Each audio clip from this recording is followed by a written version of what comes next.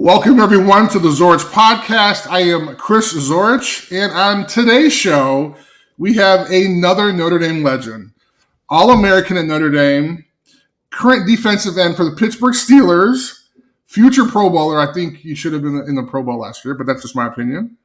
And the guy who wore the baddest the baddest face mask in the history of Notre Dame, Stephon Tuitt. What's up, brother? What's going on, Chris? How are you? I'm doing wonderful. So first of all, before we get started, can you explain to me the face mask? Because, dude, you look like Bane.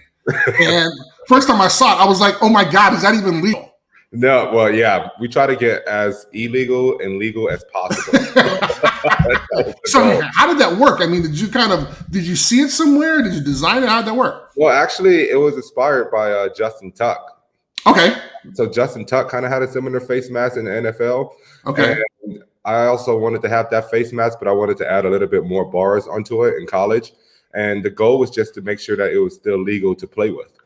Okay. I mean, it was just nasty looking. And I mean, first time I saw it, I was like, oh my God.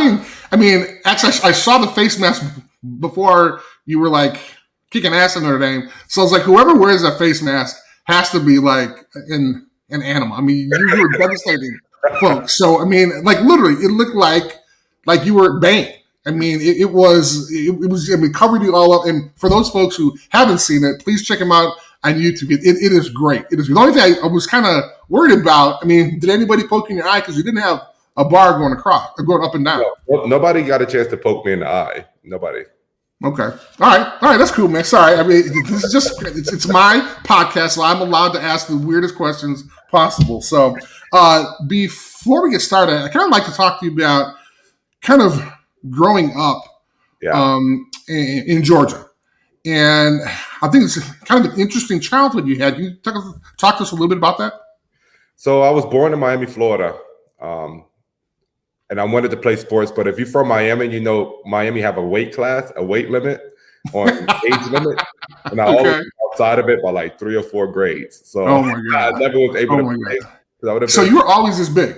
Yeah, I would have been 6 years old, and I would have been playing middle school football. And when I was middle school, I would have been playing high school football. So I never got a chance to play sports when I was in Florida, but I always wanted to.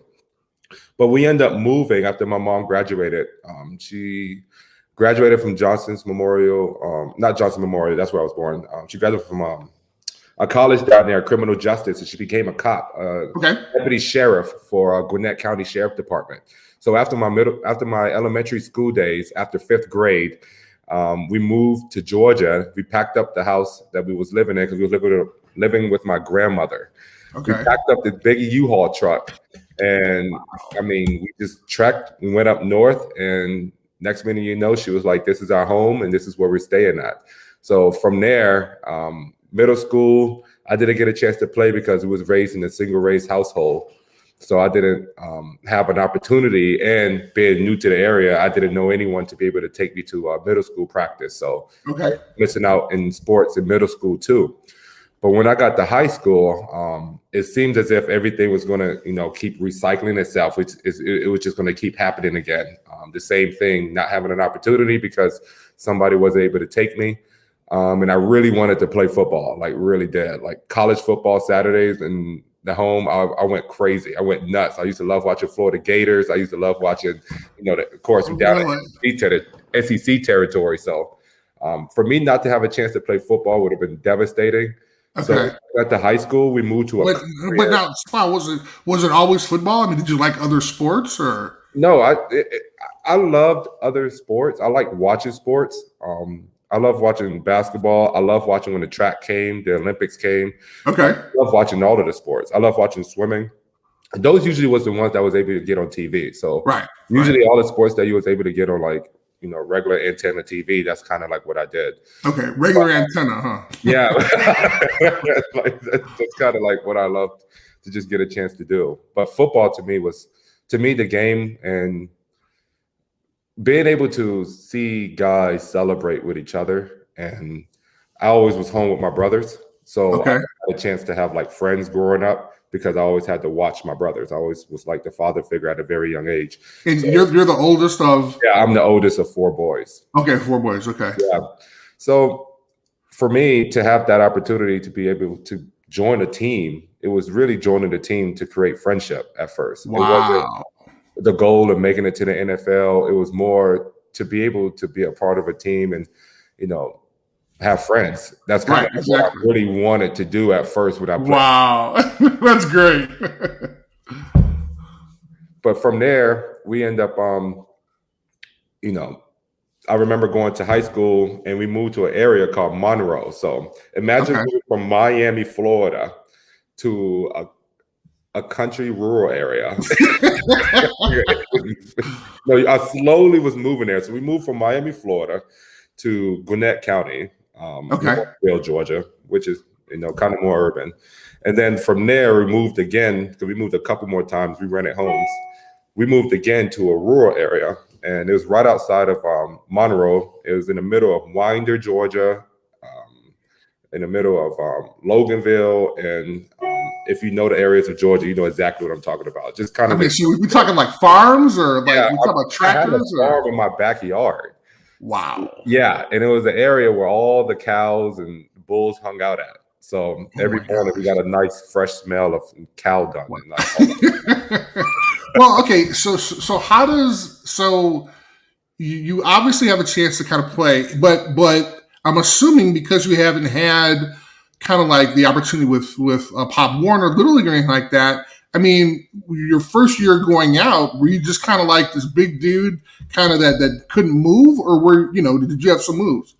I always was like athletic, Okay, but I think I was just from what I've seen or what I've witnessed watching on television. So sure. you copy the things that you try to see. But for me, my journey with the football was that there was spring training or spring tryouts. And I was walking down the hallway and I saw the flyer on the high school door before Okay. you go to the buses. And it was like spring tryouts. And you have 1 week to try out. So, Wow. I'll go and tell my mom, hey, I would like to get a chance to try out for the football team. And she goes, who's going to take you? Like, who's going to give you an opportunity to go there and try out? Like, who's going to bring you back? Who's going to watch the others? So I was a little down. I was like, oh, here we go again. Now, how far was it from your high school to your house? Well, I thought it was 13 miles, but it's 11 and a half. It was 11 and a half miles from my high school to my house that I lived in. So she was right. I didn't have anybody to take me. Once again, we was new to the area, and my brothers, they was young. I was like, you start high school around 14. Right. And my second oldest brother is 5 years younger than I am. So, this adolescence in the household. So we basically, anything could have happened at that time. Right. Any mess up, any misconstrued CPS could have been in the house and could have been taken away. Sure. So now I understand compared to then. You know what I mean? Like, back then, right. Of course, you're a high school kid. You're in high school. You want to get a chance to venture out. You want to get a chance to learn yourself, and that's a pivotal year in a lot of kids' lives. So absolutely, I can see exactly why I was so hungry and eager to want to do something. It's just I also had to be mature about my situation too, compared to somebody else my age. But I never really defied her ever until that moment, that day when I told her, kind of like on that Monday. And when she told me no, I said, I'm still going to do it. And I waited literally up to Friday. I didn't say anything about it all week. Right. I waited up to Friday. And when she left, usually she do double shifts. So she'll work in the morning and then she'll come home for like an hour or two. And she'll probably be tired. She'll go to sleep and she'll wake up and then she'll leave again. Okay. And then she'll work her night shift. Well, usually when she came back, that was when I got back from high school. Okay. So, of course, I wasn't a mathematician. So in my head, when I took the school bus to school, it took about 35 to 40 minutes. So I've been planning this route for a whole week in my head. Oh my God. To walk the same bus route without going into neighborhoods. Oh. So I'm gonna walk this bus route. I'm like timing it up with this Fossil watch that I have on my wrist. And I'm using it to see how long it would take for me to walk from school from my house. And from Wait, that, 11 miles. So from that opportunity, I go, all right, if it's 35 minutes to get to my house from school on a school bus, it gotta be like an hour and a half to 2 hours to walk. So that's like, of course, in a high school 14-year-old way, that's how I justified it. Well, in all reality, when she left Friday, like I said, I had my backpack packed already under my bed. It was already this under. Is great. Yeah, it was under my bed already. And when she came home, I had the whole fake, hey, hi, and carrying on with the regular routine stuff that we did. And she didn't notice because she's working. I bet if she like went back and like saw how I was acting, she probably knew I probably was up to something. But sure. Tired from work, absolutely. Tired from work, so she's just doing her regular routine. And my brother, who was 5 years younger than I am, I gave him a big responsibility of taking care of the household when I was gone. Like, you could say that was a selfish thing of me to do. And then, as I look back at it, it was. But I knew that there was opportunity to do something. And for some reason, I had this drive that was inside of me, and it was like pulling me. And I could not get it out of my head. That whole week, I could not. It was something just telling me, just do it. And I'm a big believer in faith, and I'm a big believer in God creating doors and you having the opportunity to open them. Sure. And I just feel like throughout my life, with all the opportunities, you have to decide to do something. You have to decide to put your foot down and decide to walk through one of those doors. And that's what I did. So that day on Friday, I defied my mother by still going to practice and trying out, well, not practice, going to tryouts. Right. Left for her second shift and told my brother I cooked macaroni and hot dogs. And I told him, I said, don't burn down the house because please. Oh my God. Because he's 9 at this point, right? He's like 9, right? I'm like, I will kill you. And as soon as she turned, you could see her when you look outside the window. I could see her like I said, I'm reflecting back on it as if it was yesterday. Wow. As soon as she turned that corner, because we were right on that Tequila line. As soon as she turned that corner, she was gone. There was no turnaround. There was none. She was out of here. So as soon as she left, I went back into my room. I grabbed my backpack. It's like 3:00 in the afternoon. And I wait for my brothers to get home. They get home. I tell my brother, hey, I made these hot dogs and macaroni, and this is what you should eat. Don't burn down the house or I'm going to kill you. And from there, I put my backpack on. I left outside the door and I walked to school. I walked to school to try to try out for the football team. Oh my God, that is a great story, dude. Yeah, that's amazing, man. Okay, so that was the beginning. I mean, were you just a great athlete off the bat, or did you have to kind of get into kind of not necessarily football shape, but did you have to learn the plays and the moves and everything? Oh, I had to learn everything. I didn't play sports, so to me, moving around, like when you do PE, right. Of course you grow up middle school, elementary, you do PE. So like I said, we played football, flag football, we played basketball, we ran around the track. We did things in which you like being trained to already do. Sure. So it's natural when it comes out. It's just, I never did it with football pads on before. I never did it with helmet on before. So that was new. But at the same time, I didn't know I was going to be a defensive lineman either. Right. I tried out for quarterback first. Well, what do you know, right? I mean, you just watch it on TV. Yeah, I tried out for quarterback first, and I tried to throw a out route. And oh my God! I'm sure the coach was like, you know what? I love your enthusiasm. How old are you again? Okay, you're 14. Okay, no. Let's go over to the offensive line over here, or the defensive line. Yes. So that's basically a nicer way of how they said that after I threw the out route with the seam route.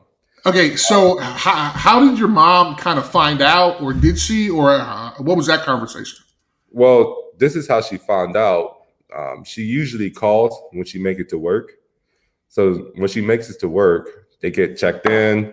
Once she gets settled, she worked inside the jail cell. So once they get checked in, she'll call usually within an hour after that.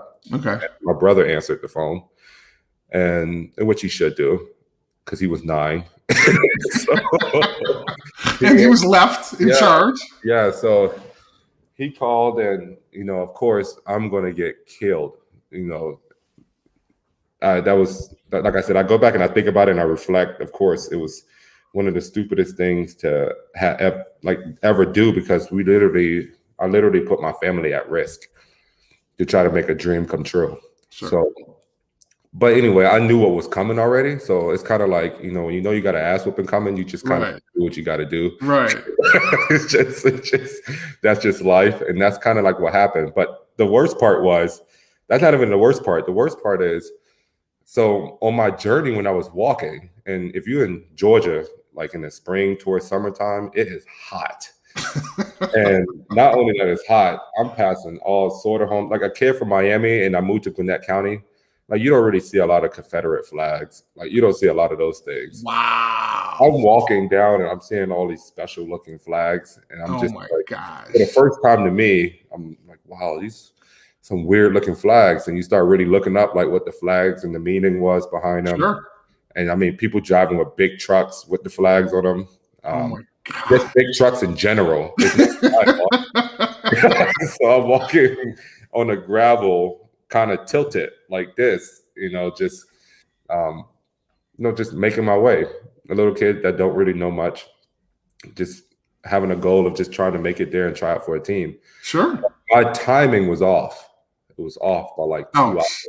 Oh my God. Half to get there. It took 3 hours and a half to walk to my house. Kidding me. Yeah, I'm not kidding you. It was 3 hours and a half. And by the time I got there, it was 6:30. So I'm walking. If you look at it as a parent with kids, like, I could have got hit. Could have been in a ditch. I could have got anything could have happened. Right, exactly. But I mean, seeing Confederate flags. Anything could have happened. Now, I'm not saying it was Confederate flags all down the street, but right. homes, that definitely, that was represented those. And like I said, it was a different type of area. And it's just, I'm trying to just describe to you just the area. Farms, sure. You see acres of gates, horses. That's just kind of like what it was. And as I made that journey down, I was halfway when I said, man, you know what? I need to turn around. Wow, really? Yeah, it was halfway. I was halfway. Like, I'm only halfway. I'm already an hour and a half in. I'm going to turn around. But for some reason, another voice inside of me just told me, keep going. Keep going. Wow. Keep going. Keep going. You're already halfway. Keep going. So I did. I kept going. I kept walking. And eventually I made it there. But by the time I made it there, training was done. Everybody was home. There was no cars there at the high school. Oh my God. It was one red Ford Fusion. And that was the head coach of the football team's car. And he was still in his office. And let me tell you how God worked in mysterious ways. He stayed later that day because, of course, they had tryouts. So sure. They see who's going to make the team. But also at the same time, just for some reason, he just stayed later. Didn't even know why he stayed a little bit more later that day. Just stayed. And I'm trying to break into the high school at this point because I see his car, but I'm not breaking into it as in like busting windows. Right. I'm trying to just open up doors just to get inside because I remember seeing him drive that car before. Okay. Just from my observation throughout the week. And I go, if he's still inside, I could probably get a chance to do something, right? This is 6:30 at night. So I try the front, I try the side, I tried the back of the school, and then right where the basketball arena is, our gym, the door is still open. So that's where the janitors go through in and out. So the door is open because they clean the school. Wow. So I end up getting through there, and from there I trekked to his office and I knocked on his door. And when I knock, he's an orange man. He'll laugh at you. He's orange. All he drinks is Red Bull and dip. Red Bull and dip. Wow. I feel like that was his diet. Skinny guy, just drunk Red Bull, and I mean, he dipped. It was just the funniest thing. Oh my God. And when I knocked on the door, he had a real strong accent. He went to South Carolina. He played football at South Carolina. He told me to come in, and I came in, and he was like, "What do I want?" And I told him I'd like to try out for the football team. And he goes, "Son, tryouts over with. Go home."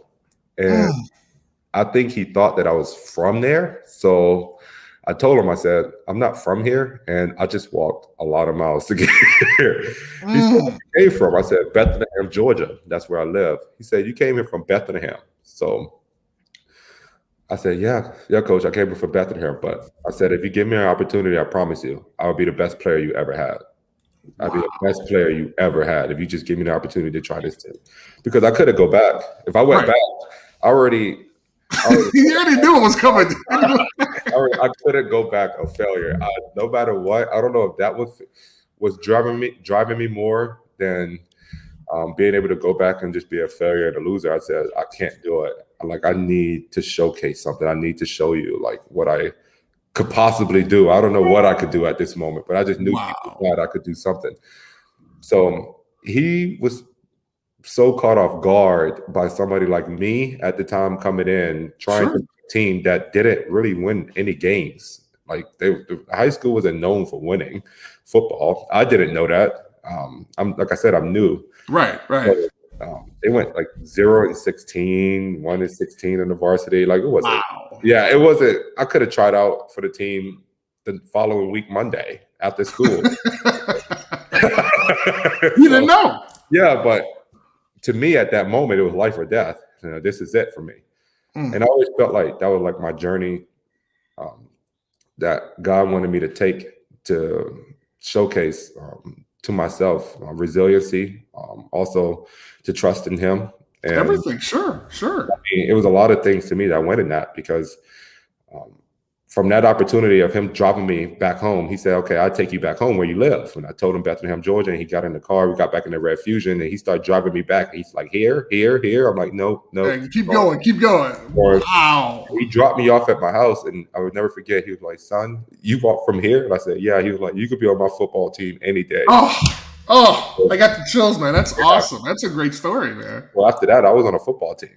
And so that and 11 miles would be a great title for your book too. It was awesome. Yeah, but he goes. I'm the happiest kid. I mean, there's nothing right now that could take my joy except walking through those doors and understand the real reality. Right. So I opened up the door, and I had a phone call waiting on me. And the phone call was my mom. She was very upset for what I did. And I told her, I apologized. And it happened so long ago. You tell the story so many times, I can't really remember exactly what I said. But I told her I definitely apologized, and told her what would happen again, because they didn't need to. I made the team. And I'm telling her I made the team, but she's not hearing none of that. Right. She's like, you just left your brother. Exactly. Not only that, 9-year-old brother, and I had a brother after that too at home who's younger. And I just felt like, to me, it was a life changer. And for some reason, to me, I just knew that was a moment of change, but it was hard to explain as a 14-year-old kid compared to like, how can I explain it now? And I mean, when she got back, I think she just kind of knew I was in trouble, but I wasn't as in much trouble as I thought I was going to be in. Right. Because I just felt like she probably saw it on my face, like joy and happiness of just being able to be a part of something. Wow. But like I said, I gave my coach a promise. And in my head, my goal was to be the best. So don't know what position yet that was. That was the goal, to be the best. Right.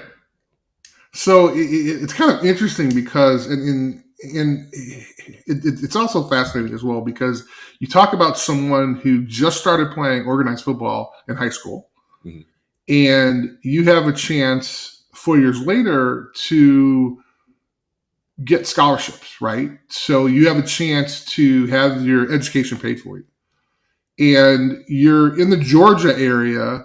So what was the recruiting process like, and how did you end up at Notre Dame? Well, I didn't know anything jackally squat about football. So I didn't know there was like 5 stars, 4 stars. I didn't know about that stuff. I didn't know about rivals.com, scout.com.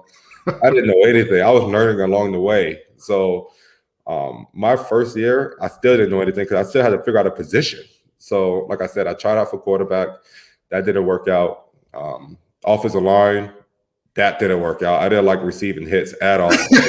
my forte. I would have been a killer left tackle though, but I think just saying. As I look at it now, right, I would have been a killer left tackle. But no, it didn't work out for me in offensive line. It didn't really work out for me in the offensive side of the ball, except for tight end. And later on in my career in high school, as I start getting more balance with my footwork and how I was moving. Okay. I played defense. It was like natural, but there was like try out defensive line. So I tried defensive line, and this is all in the same day. And I did the first couple plays as a defensive lineman, like quick, like boom. I had a sack. We played wing T offense too. You know, high school, you play wing T. Oh my God. That much talent around. So you right. Hide the ball. And I was making plays within, by the time they even gave the ball off to try to trick, I already hit the fullback and the running back. So wow. And like from there, it was just natural. It was like, son, you're a defensive lineman. And then once I found out I was a defensive lineman, I said I'm gonna be the best person at this position that I could possibly be. And I don't know where that's gonna take me, but all I know is I'm just gonna do whatever the coach asks me to do. That's what I'm gonna do. Whatever my responsibility is, that's what I'm gonna do. Whatever it is, because my goal was not just to be a defensive lineman. If I promised somebody that I want to be the best and they was taking a chance on me, in my head at that moment, it was just be the best. So if a running back is running faster than me, I got to run faster than a running back. Sure, right. I didn't want nobody to make more tackles than me, and I always wanted to be around the ball. So that's kind of like how that position went off for me, and that's kind of the mindset I took towards it. And it makes sense for a defensive lineman to kind of have that mindset.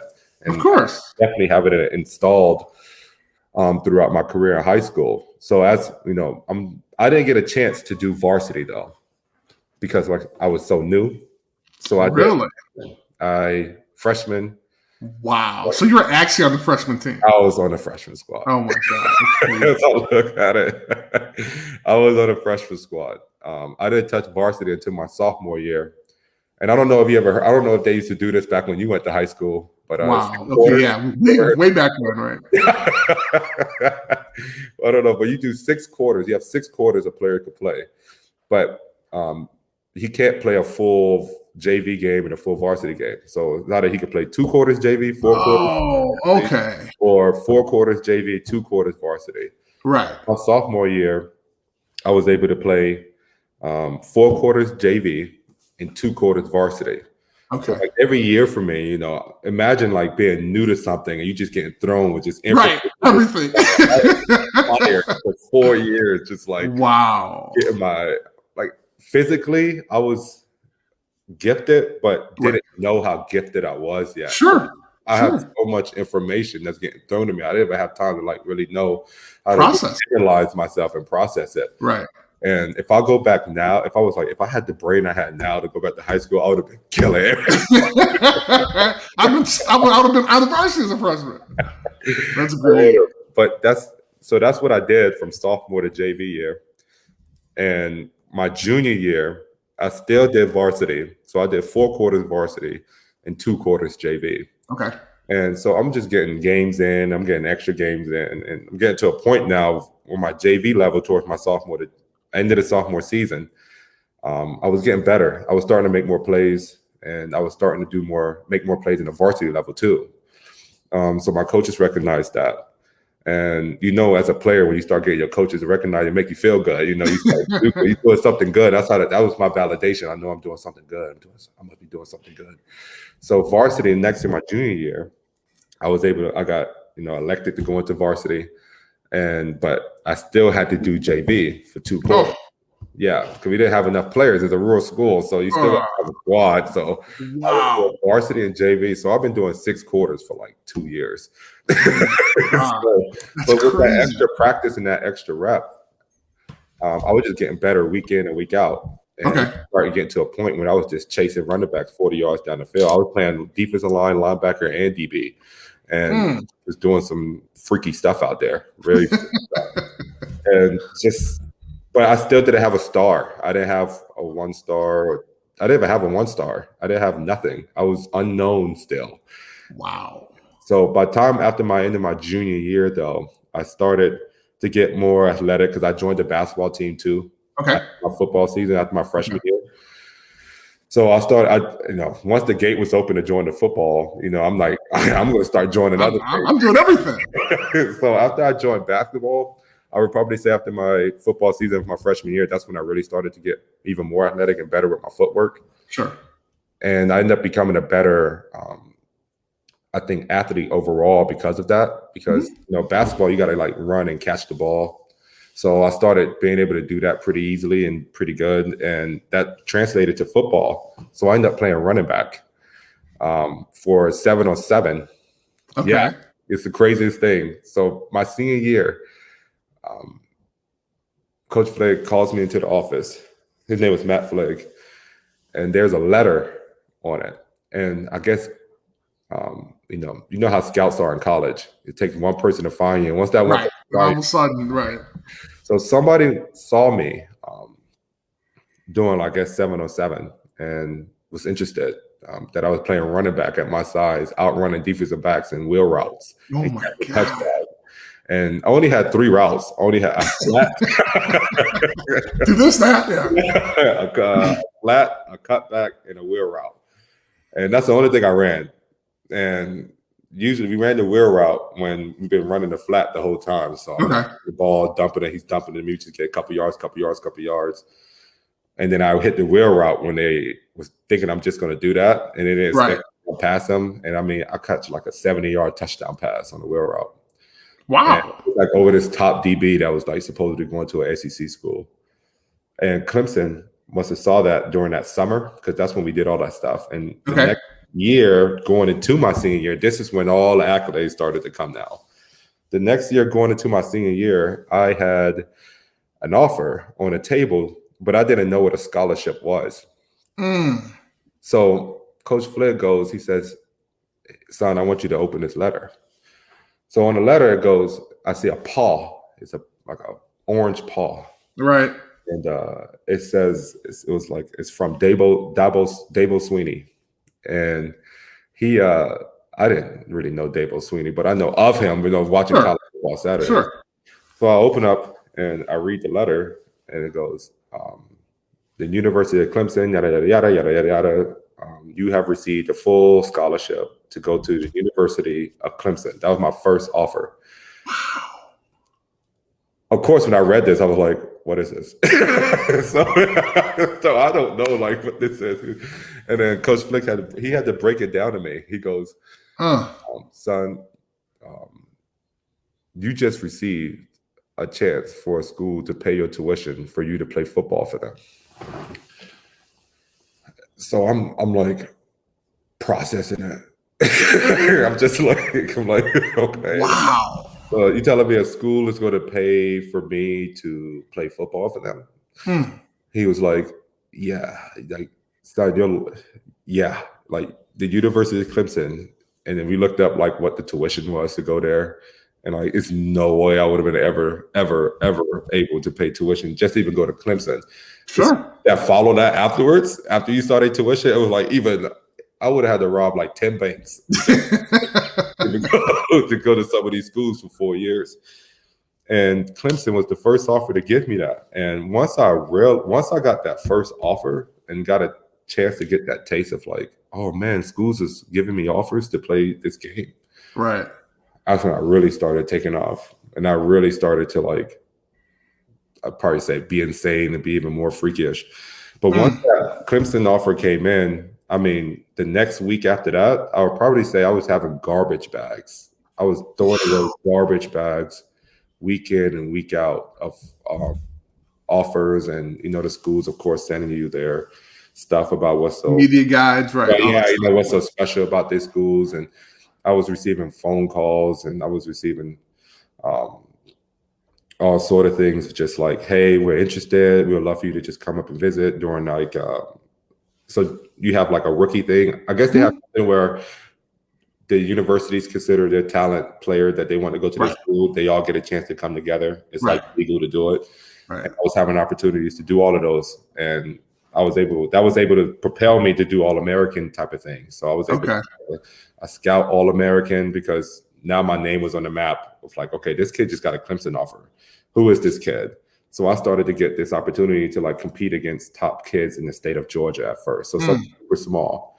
And So, then, hold on. At this point, what's your mom's reaction? I mean, is she like still kind of like, hey, be careful? Or, I mean, it sounds like not that she had any practice with her kids getting scholarships, but I mean, what's your mom's response during this time? it was new for her too. Right. All that stuff is new for her. It wasn't like Right. she was used to seeing something like this. It wasn't something that my family was used to seeing. My family is from the islands. My grandmother is the first one to come to America. Wow. And then she brought over all my family. My mother is the only one of her kids that was born in America. Born here, okay. So she has 4 kids. So I have 2 aunts, an uncle, and my mother. Okay. And both of them was born in the West Indies. All 3 of them was born in the West Indies, except for my mother. She was born in Miami, Florida. So that's how I was born in Miami, Florida. So I'm like a descendant in America from my family. So my grandmother came over when the volcano erupted on Montserrat. And if you ever go to Montserrat in the West Indies, it's a beautiful island. What year was that? Do you know what year that was? It would have to be, it was like 60s, 70s. Okay. So that's kind of like when she came over, and she was a nurse. So she went to school and became a nurse, and she's been a nurse, for like 40, 50 years. Wow. And she brought over one by one all of my rest of my family members here. Wow. And that's where they all started in Florida, and then they all migrated up to New York. Yeah, so that's kind of like how that went. So it wasn't something that we was used to. So all of the information and stuff that's happening to me, it wasn't something I could be like, as I look at it now, and now that I have a son and like want him to understand like what's happening to you, if he ever gets this opportunity, I hope he does. Right. I didn't have that person around me. I was just that person. I was the person that just was getting all this information and trying to figure out what to do with it at 17, 16 years old. Right. So, I'm going to these places, and the only thing I know is compete. I don't know the meaning of what these places do if you win at these events. So I did a scouting one outside of Georgia Tech. It was a defensive line thing, offensive line versus defensive line. And I came home with the trophy. And that was my goal, to come home with the trophy. Wow. I said, I want the trophy. Didn't know I was going to get the trophy. I just said, I want the trophy. I would like to get it. When they introduced it, when they said, winner, get this trophy. Right. How about that? I want that trophy. Because I'm starting to realize, the better you do, the more things you get. And, Sure. And I'm also realizing the opportunity that this game brings, because I'm doing more research now. Now that I got my offer and like all these things coming, I'm starting to understand like how far this game could take you. Where can this game really start taking you? And I was on a pathway, and I don't want to be this way type on your podcast, but I was raised I had a stepfather, but I was raised in a domestic violence household, and it wasn't the things that I saw growing up, and the reasons why I was able to do things was because I was in a household where, my mom had me at 18. So it was a repeat cycle was, going to happen with me if I never got out of that environment. Right. Well, I always say God worked in mysterious ways for me, because I think he saw something special for me, or he created something special in me to try to change that. And just, I saw guns pulled out. I saw, like I said, had to call the police on somebody that you're calling dad.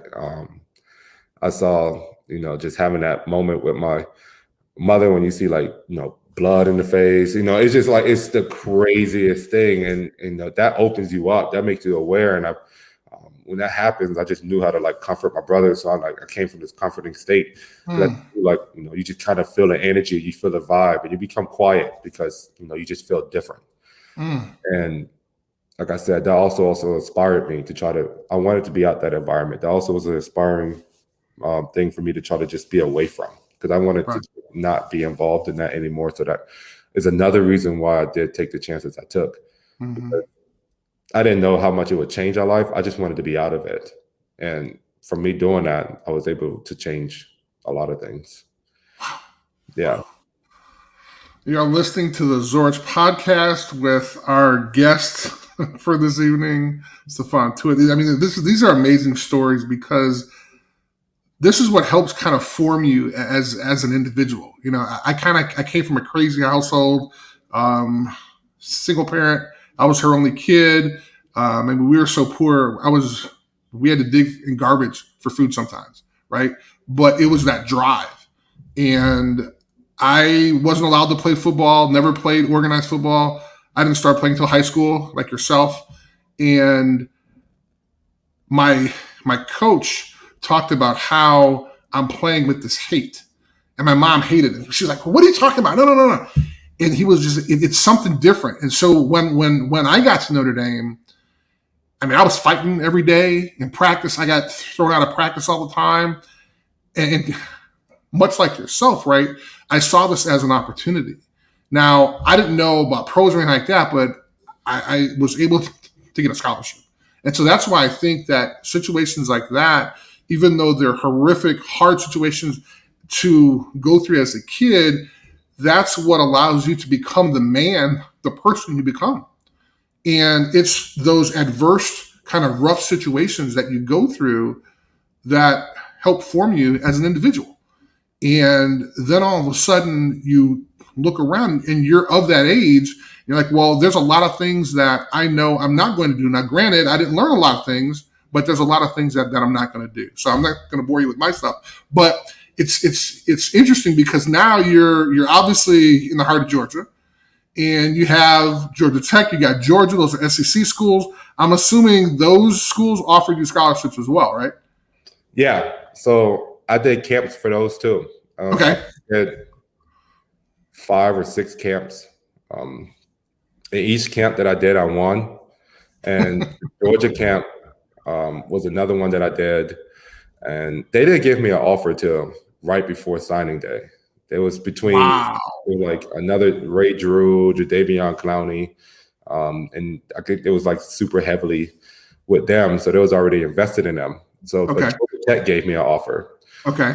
And like I said, Clemson gave me an offer. Florida, I was just getting all the top university, all the top 5 programs was giving me offers. But we moved again because I told you we rented. Mm-hmm. And this is the season, and I mean, I'm having people that says they are part of something called U.S. Army All-American Games. Okay. And they're like representatives, and they come and scout players to see if they want them to represent them at the U.S. Army All-American, I guess, practices or tryouts that they have. And I wasn't able to do the tryout that they have for people to be a part of because they probably just heard of me. So they just set somebody down, and I'm in a game, and we're going against Oconee. And I chased down this running back from the opposite side of the field. Wow. And I run, I think, like 40, 50 yards. And I look like an elk. Like in slow motion, right? When you see it now, slow motion. Right? In slow motion. Wow. I am hauling ass. I tackled him and tackled the running back in front of this guy. He fumbled out of bounds. And then I did it again on the other side. But literally, the next time I did it, I rerun the same route the running back ran and tackled him from the back. And then right after that game, they said I was invited to the U.S. Army All-American game. Wow. That's amazing. Yeah, but I told you when the offers started coming in and, you get a chance to see representatives come to your school and start talking to you, that's when another form of my exposure and experience started to grow. Sure. I mean, the coaches, that's defensive coordinators, and the coaches out, defensive line coaches and linebacker coach, head coaches, they come in and talking to you. They're going, hey, we would love for you to play for our school, and we think the world of you, and like all of these things.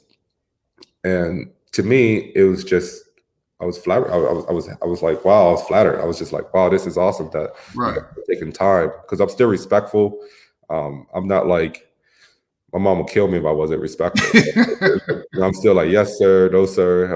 I'm still going, I'm quiet, still timid, in a way, still timid, because it's all of that stuff you grow up doing. It just don't come out all of a sudden you play football. But I could relate to you a little bit of how you said how you played, because I used that same anger from the things that I have seen growing up and the missed opportunities that I had to play. And that's why I loved football, because it was a sport where you could let out so much aggression. With my size and letting out that aggression, it was able to really, showcase itself. And I destroyed a lot of people doing that. And people love that. Coaches love that. Right. So, but my mom, even all that stuff was cool, but my mom was like, you still got to you still want your GPA. It's all about school, academics. And then my brother was like, still about school, academics. So this is before Notre Dame came in. We moved one more time to another area. This is where we had the farm behind our house. Okay.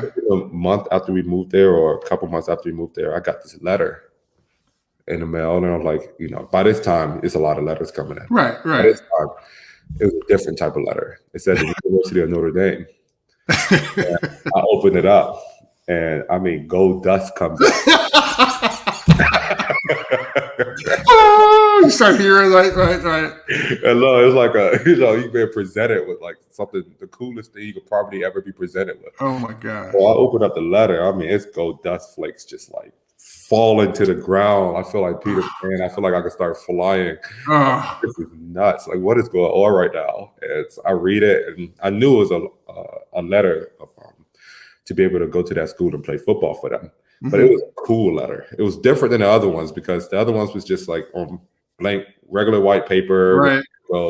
This was like all gold. It was nice, sparkly. Wow. It definitely caught my attention. Right.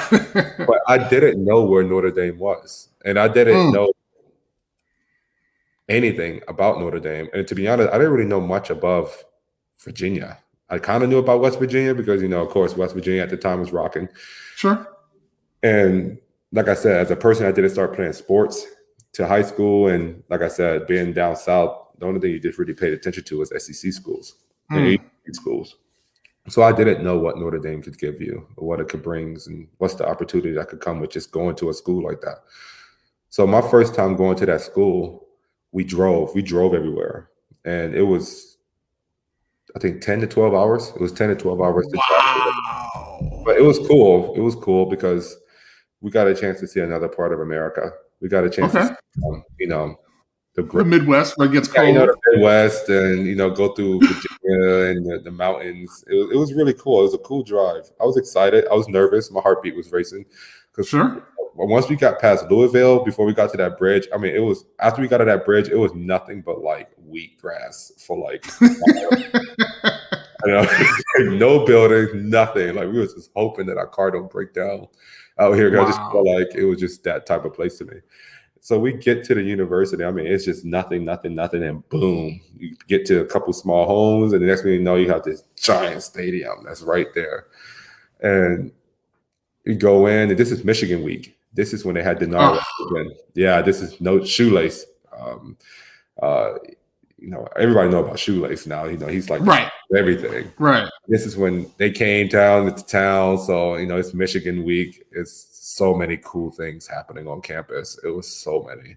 My eyes could have stopped looking. It was just, you could feel the energy. You felt the vibe in the air. And the university was different than a lot of the other universities I went to because the other I went to was pretty big. Mm-hmm. This one wasn't as big as many of the other universities I've been to. And you didn't have to do like 2 transportation units. Everything was in walking distance. Right. So I was like, I like that too. And another thing was, I don't know, it just felt different. It just felt like I had a good time going to Florida. I had a good time doing all of that. Auburn, that was fun. But I don't know, for some reason, it felt different. And I guess it was Michigan week. So, of course, you have that type of energy going on. You see the big buses pulling up, and you see the players, all in the suits that they had that's provided by the university with their bags getting off at the DoubleTree. I think it was the DoubleTree at the time. Wow. And I was like, man, this is awesome. This is cool. I got a chance to see Touchdown Jesus. And I'm just like going inside. I'm talking to Brian Kelly. And I mean, they're giving me the whole 9. It's really, really cool things that I'm seeing and having an opportunity to do because this is an official visit. So I learned like with official visits, you could do these things, but compared to other visits, you can't. So, I mean, I'm having a chance to hang out with the players. I thought that was cool. But like I said, it was different because it wasn't, like I said, going to Auburn or Florida. It was more close-knit. You could tell like it was more family-oriented. Mm-hmm. like I said, things was a lot closer to get to. And then just doing that walk with the team when they was walking into the stadium when everybody's on the side, that was different for me because you walking in front of touchdown, he's going around the walk. And I mean, my heart was pounding. I thought I was about to play. This is crazy. You feel it. You hear the drums beating. And I'm like, this is, wow, what a cool system this is. This is really, really cool. So you walk into the stadium and, I get a chance to see how the guys take off the uniform. And I love the locker room. I love blue. Blue. I'm a big blue fan. So, okay. But it had the gold, the blue. I like all of that. I was like, yeah, he's sucking me up right now. Let me sign. What do I sign? Keep it going. I'm all about it right now. And I think to me, the most important thing I just left out was before we left the hotel, and I always say this to him when I see him, I was in the elevator. You ever heard of the elevator speech, right? Right. So I had the elevator speech with, I think, Cal Rudolph. Okay. He was number 9, I think, at the time. Yeah. At Notre Dame. And I'm in an elevator with him. And I knew he was a player because he was, he's big. Right. For a tight end, right? I was like, this guy's huge. And then he goes, hey, you're what's your name? I said, my name's Stefan. He goes, you thinking about going here? I'm like, yeah, I'm thinking about going there. He was like, yeah, it's a nice place. He was like, you got any other visits? I was like, I got a couple other visits. He was like, well, this school is a really good school if you want to choose to go to. If you want to have an opportunity to play football, it's really cool, right? So little elevator speech. To him, that's probably nothing at all, right? But I was 17 at the time. Wow. And to me, that speech was everything because I was actually, I talked to Cam Newton. I talked to the Auburn defensive line when they had that defensive line, the Georgia Tech when it was rocking, when they went to the Orange. But to me, it was more personal because I wasn't surrounded by other teammates. That was a one-on-one talk. Right. And as we get down the elevator and fast forward to the game now, he catch that long 80, 90-yard touchdown pass from Dane Chris. And I'm like, I know that guy. You know what I mean? He talked to me in the locker room. He talked to me in the elevator. So, it's like everything just kind of was just lining up.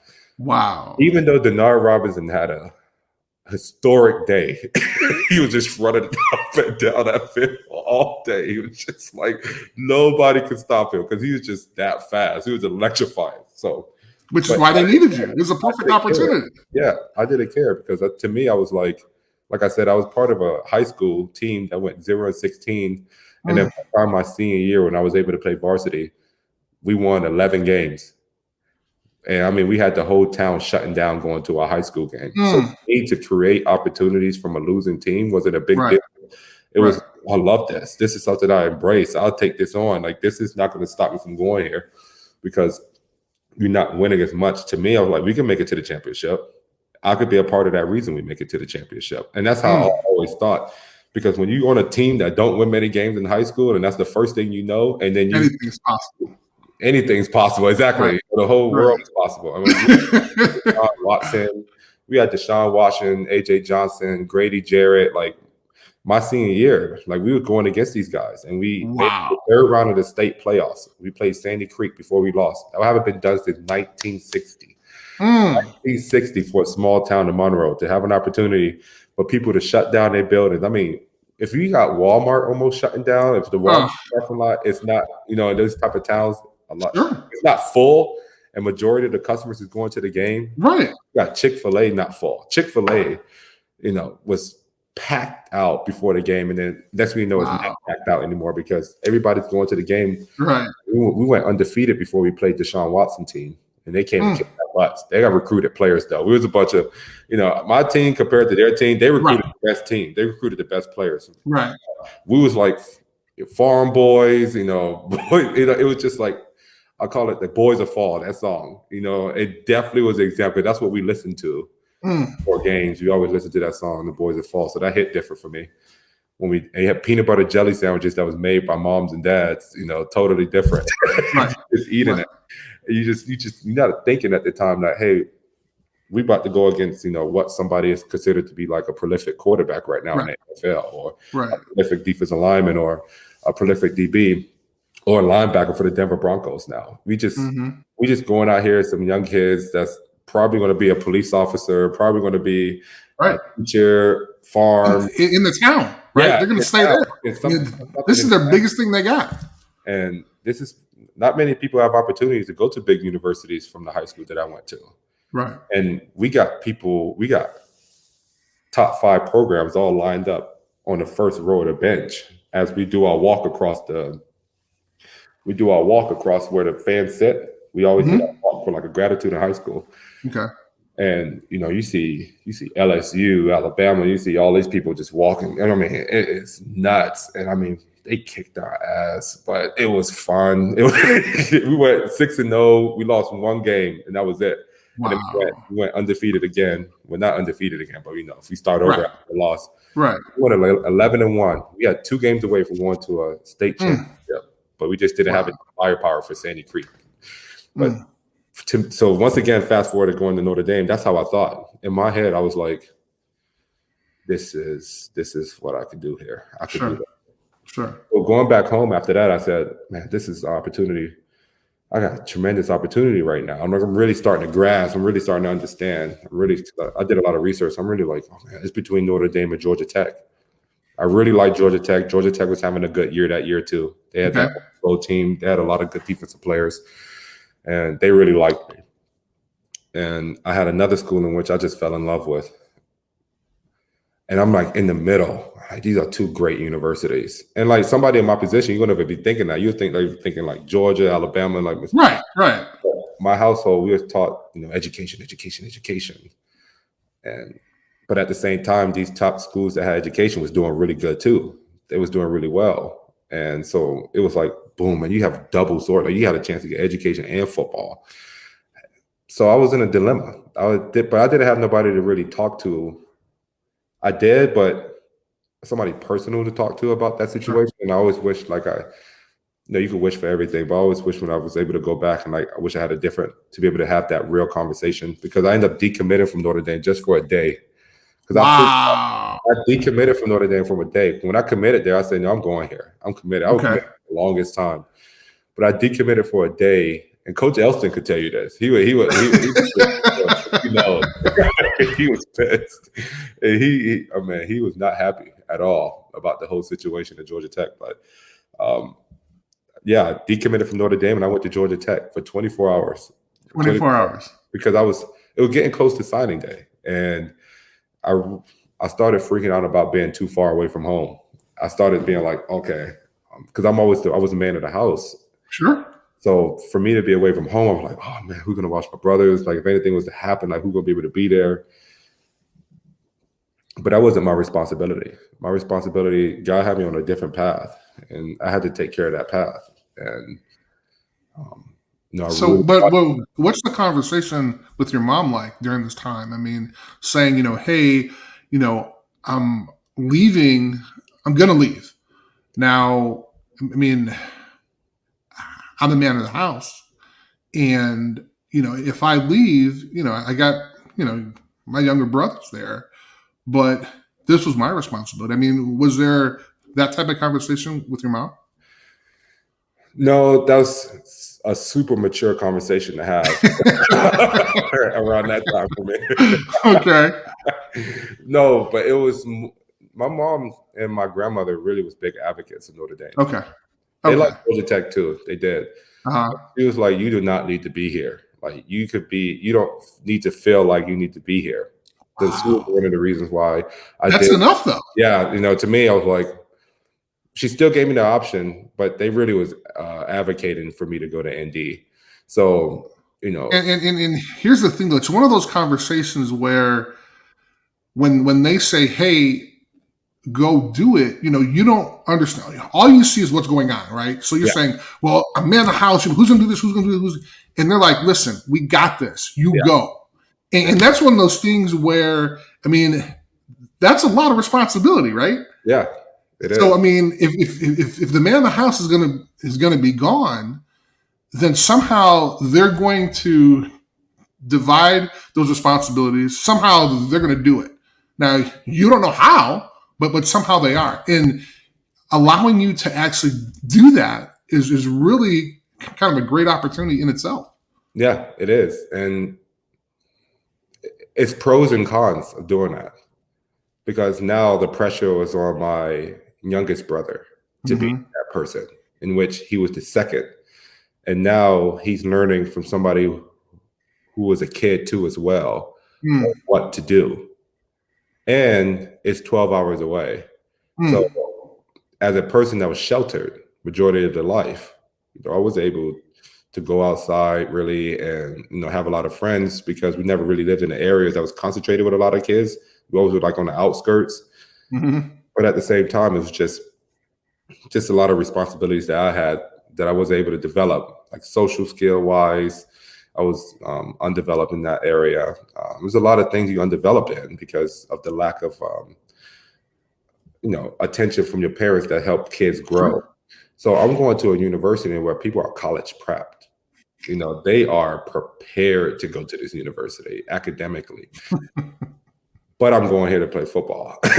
So at the same time, I'm like in my head thinking that I could do both very easily, in which it was a big challenge for me on both ends. And not only that, communication was already an issue for me. So not being able to communicate very well at that university about how I felt, or how I, not how I felt, but how to get things done, be prepared. That was an issue for me at first. They did a good job in trying to get me to follow the Notre Dame path when I got there, because it was different for me. It's a kid that came from my type of environment. A lot of other kids didn't come from that type of environment, but there was, when you got a chance to talk in here, there was some kids that came from that type of environment, even worse.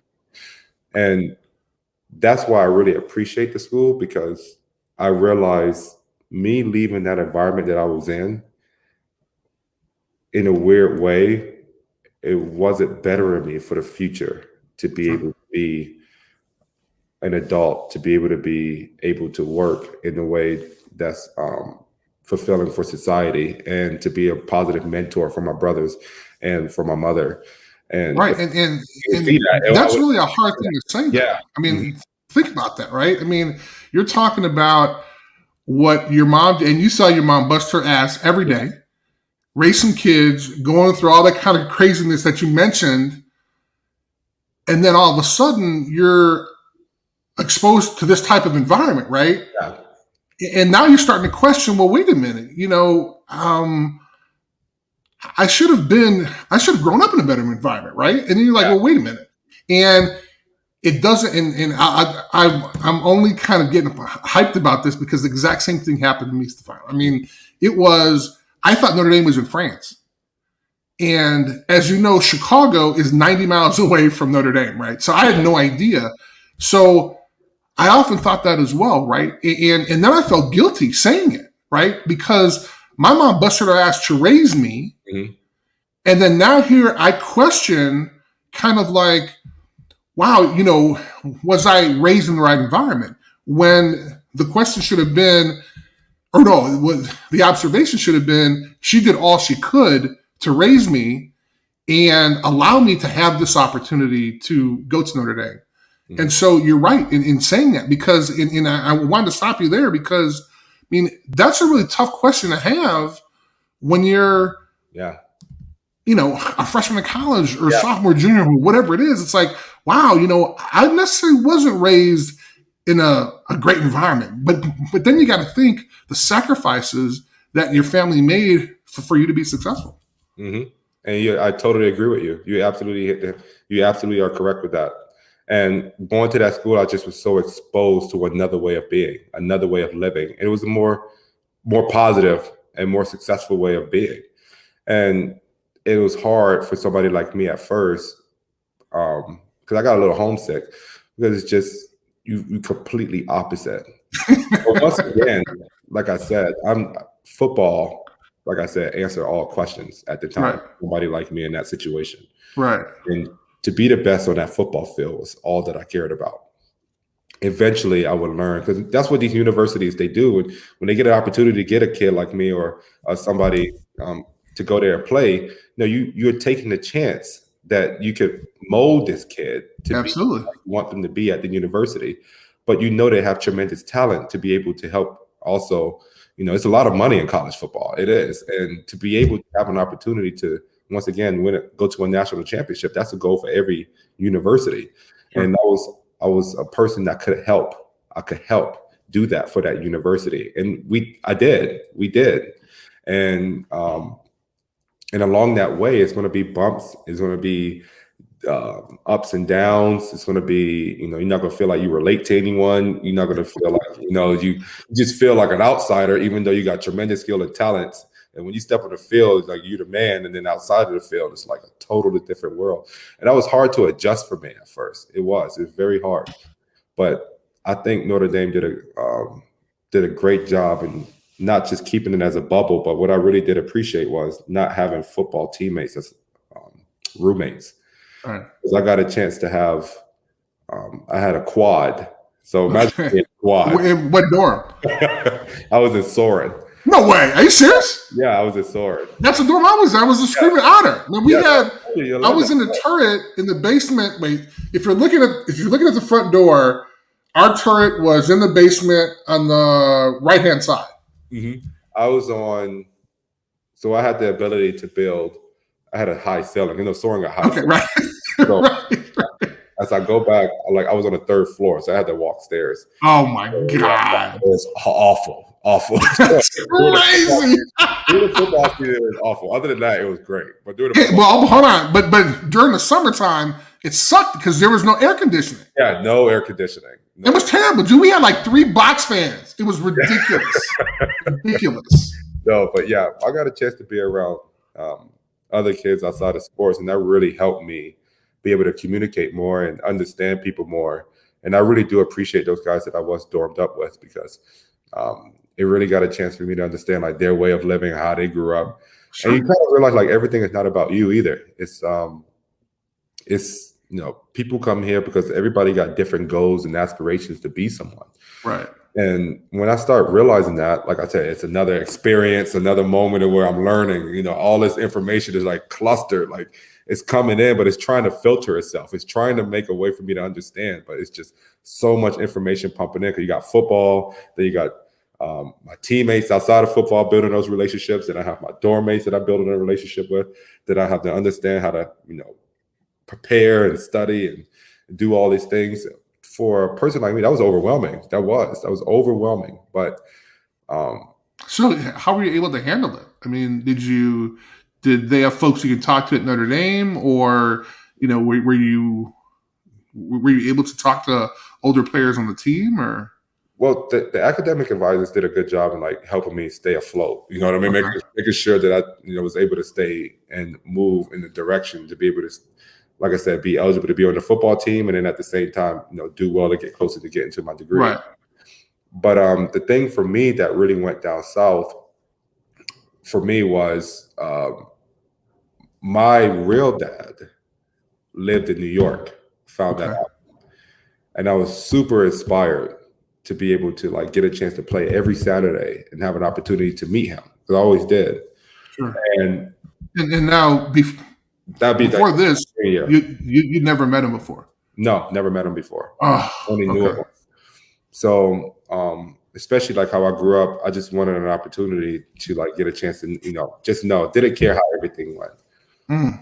But so this is going to my academics, right? So like you said, I'm staying afloat. I'm doing everything good. I'm trying to, you know, I'm doing everything they need to tell me to do. It's tiring. Trying to stay up. You waking up 4 or 5 o'clock in the morning. You busting ass. You try to, you know, go to classes. You try to like listen to the professor and what they say. Like some of my other teammates, they did it really well because they were prepared for it. But for somebody like me, straight up, that was difficult. That was hard to do. But I was doing it, and that's all that matters. I was there, and I was doing it compared to somebody else that wasn't. And that's how you look at it. You're there, you're doing it, you're trying, and that's all that matters, because those are the people that are going to be successful. The ones that's able to get out their comfort zone and want to do something different and want to be better. It's going to happen. It don't happen the same way for everybody, so don't get discouraged. Right. But it's going to happen, and you're going to break the ice. You're going to break the mold. It's just going to take some time. And so having football there as a backup for me, I really was glad and supportive of that because Notre Dame ended up making sure I was able to do that well. But going towards my junior year, I will never forget when my mother came up and she told me that my father passed away from a heart attack, and that crushed me that year. That crushed me. That was spring, and I just came off a sports hernia and coming off having the best season I had the year before. Going to the national championship, finishing second in sacks, and that crushed me. And when you go to a school like that without, when you feel like you don't have as much support, it was like total annihilation of like being able to feel like you could be accepted to anything. But during that process, though, even though it's a little difficult, and of course you understand coaches got to come from a standpoint of being able to coach their players. They're trying to win too. They have a job to protect. Academic advisors are doing their job for you. It's just everything was just like, imagine walking around, but it's just silent. It's just quiet. It's just so much stuff going on. And that's when, to me, that was another time in where a decision needed to get made, how I need to be able to move forward in life. And at the same time, how I needed to be able to grow, because this was another growing moment for me. This was something that hit me like a bag of rocks, and I needed to figure out how to get up from this and move forward. Wow. So how did you? Well, I think during this year, I had another good year. I didn't recover from my sports hernia the way I wanted to recover from. That distracted from a lot of other things. So it was hard to be able to for me to really focus on my rehab the way I wanted to focus on my rehab. But I had a good year, and I wanted to get a chance to make it to the NFL. After I got to freshman year of college, that was another experience to learn, what else can football do? Right. What else can football take me? And I learned, after that first year, you see the players on your team get drafted. Right. And you're like, wait a minute, man. I'm in practice. I'm demolishing this dude. And he got drafted? No. Somebody right. Well, I wasn't thinking about it that way. I was just thinking it more like, you watching them cry, they're happy, their family's happy. And I'm going through a moment and I'm like, damn, I'm like, man, I just feel like I was going like this for me. But I've always been a person of opportunity and a person that's always like, you know what? I'm not afraid to take that next stance, that next step in life. That's great. That next step up. And I had a good year that year. I didn't have the best year my junior year, but I had a good year. If you stack it up with a lot of other players, I really did have a good season. But for me, it wasn't the season I know I could have had. Right. But I was able to see if I was able to get drafted. And I was able to get drafted. It was going to be anywhere between the first round or the second round or the third round. Okay. So I'm thinking I was a first round draft pick. And I find out that I had been performing at IMG when I went to Bradenton, Florida with a broken foot. Didn't even know, right? Wow. Yeah. So I had a broken foot, and I mean, I have crazy numbers right now. I have numbers that's out of this world. Or a defensive lineman standpoint in my size. Right. But from my size and as a defensive lineman, I was ready to put on a show. Well, then come to find out when we went to Indianapolis to do, the combine, you got to do your tests. You got to go into the, the rooms and the doctors call you in. Right. I thought I was good to go. Well, you found out at the combine? Seattle Seahawks said I had a broken metatarsal or something like that, right foot, and I had to get surgery on it. So that crushed me. You see what I'm going? I was just getting crushed. Absolutely. Everything I was going up, we just kept doing this. But, man, something gotta give. Something gotta happen. But once again, I just think always went back to that walk I had, because on that walk I had 11 miles, and about half of those 11 miles, so let's just say around 5.5, 4 miles in, I was thinking to myself I wanted to turn around, and I didn't. I kept going. And then from that journey, look where I'm sitting at now. Right. Having an opportunity to get surgery on my foot to get a chance to go to the NFL. So to me, it was just another thing that I had to grind from. I had to overcome. It was something else that I had to lean on myself to be able to pull myself up on my bootstraps and become the person I need to become, because I've been doing that since I've been, since I started doing everything. And I did. And if you fast forward now, 8 years later, I've been in the NFL. And yeah, football, you get injuries, you come here and then. But every time I touch the field, I've been one of the best at my position at doing it. Well, speaking about that, we're going to talk a little bit about your career at Notre Dame, only because you kind of skipped over it and it was great. But you had a chance to become an All-American, and you actually scored 2 touchdowns, which, I mean, as a defensive lineman, that just does not happen. And you had a chance to score 1 against Navy when you actually ran. Folks were chasing you. I want to know about that one. But then also, you're talking about a game against Michigan, right? You have a chance to also score a touchdown against Michigan. Kind of, what was your favorite one, and could you tell us about it? They both were different. They're both different, so they're both my favorite one. Fair enough. The Navy one, Ishaq Williams came in and did a good job. You know, they run that wing T offense. So that meant that option offense. And so the quarterback usually got the ball in his hand majority of the time, and he's able to pitch off the outside line. Right. He did a good job of stopping the pitch. And when he tackled him, the ball came out, and it's like, oh, it's like right there in your head. Every defensive lineman dream, right? Of course. So I pick up the ball, and the first thing you get taught in practice, you know, you joke around, haul ass. You know, you just got to get – you can't get caught. Exactly. Offensive lineman. So I pick up the ball, and I'm just thinking – I'm not thinking I'm going to score a touchdown. This touchdown looked far. I'm like, no way to the end zone, right? Oh, my God. I am just like, I'm running with it. I'm like, okay, maybe I can make it past the 50-yard line. That's good. 40. Okay, 30. Okay, hey, maybe I can do this. I pick up the ball, and I'm looking at the Navy coach in the eye. He's looking at me in the eye. Wow. I will never forget this. The Navy coach, he was looking at me in the eye. We looked at each other in the eye. And by him looking at me in the eye, because I don't run with the ball a lot, so I'm not looking at the jumbotron. Right. I'm looking at the sideline, because when I'm running, my head is kind of tilted to the left, so I'm just kind of like looking at that when I'm just watching them just stand there.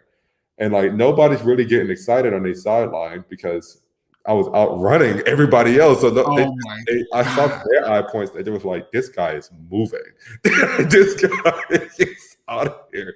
But to me, in my head, I'm like, don't get caught. Right. I'm just like trying to kick it into gear. My knee brace pop off because I'm trying to run so fast. I'm trying to my knee brace pop off like Forrest Gump. I'm like running out. Wow. I'm looking in. I'm hearing now all of a sudden within 20 yards, I'm hearing like people starting to stand up. I'm not hearing, but I'm seeing people starting to stand up because now in front of me, you know, I'm seeing them stand up. Right. Like, you know, doing this. So like that's like an extra inspiration right there. Like, oh my God, I was like, okay, I'm getting close. Like somebody's not gonna get me yet. So I like try to hit it one more time for that last gear. Push it. I'm like barely able to breathe. I'm like huffing and puffing. Oh my God. I make it to the end zone, and when I drop the ball and I see the whole fans stand up and go nuts, everybody's and like clapping and applauding.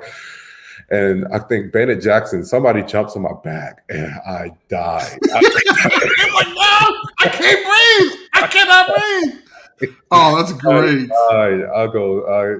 I said, I need help. Y'all gotta help me. You gotta help me make it back. Oh my God. Because I can't breathe right now. But everybody was so hyped because I didn't even realize what I did until after I caught my breath. That was the only time. It's just reaction. I mean, you see the ball, you know, boom, then all of a sudden it's like and again, I remember this situation. I only scored 1 touchdown. That was when I was in the pros. We were playing against the Dallas Cowboys, and I was able to pick up a fumble and kind of like exactly what you were saying. I was running to the end zone, and I was looking at the defensive coordinator, who was Dave Wannstedt. Yeah. And I was looking at him, and it was almost, for me, it was like slow motion. Like, I don't know how fast I was going, but I was looking at him, and he was looking at me. It was funny, I kind of locked onto him, and I remember scoring and never thought anything about it. And then after that season, they fired Mike Ditka and they hired Dave Wannstedt as our head coach. But kind of like what you were saying, you know, your emotion and, you know, you're able to lock on. And for me, it was just weird. It just seemed like it was slow motion. Yeah, I totally understand. It's weird because everything, you're moving fast. Like everything is moving. but for some reason that connection you having with the individual that you locked eyes with, Right. That's why things just slow down. But I don't know if that's like a moment, zone moment. I don't know, but I totally understand what you're saying. Well, and then so for the second one, you didn't have that far to go. How was that one? So can you describe what happened there for folks? That was a remarkable game too. We was down. Mm-hmm. And making our way back. We had an opportunity. I think we were down by 20-something points, and something like that. Yeah, we wasn't playing that well to be down 20-something points. But towards the third or fourth quarter, we were like trekking back. We stopped them a couple times. And, for anything could happen, and we like rallying. And this touchdown that I ended up intercepting ended up making us be down by I think a touchdown. We had an opportunity to tie and try to win the game, but we didn't. But I just bull rushed my offensive lineman back. I think we had a blitz.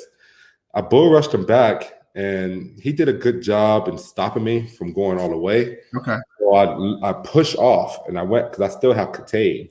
Okay. So I pushed off and still went back to the outside for the contain standpoint, not knowing usually by that time you're not going to make the play if the blitz don't get there. Right. So the blitz is there. Austin Collinsworth, he comes in. I think he's wrapping up, and him and Prince Shimbo are wrapping up on top of I forgot who was the quarterback. He wore 98 though. He wasn't that big number. Right. And he just threw it. He ran so far back into the end zone, a bonehead play when you think about it as a quarterback to do, and just throws it up. And I think I still was running to the ball, but as the defensive line, when you're not really, you're like, okay, he's going down. Right. Throw it out.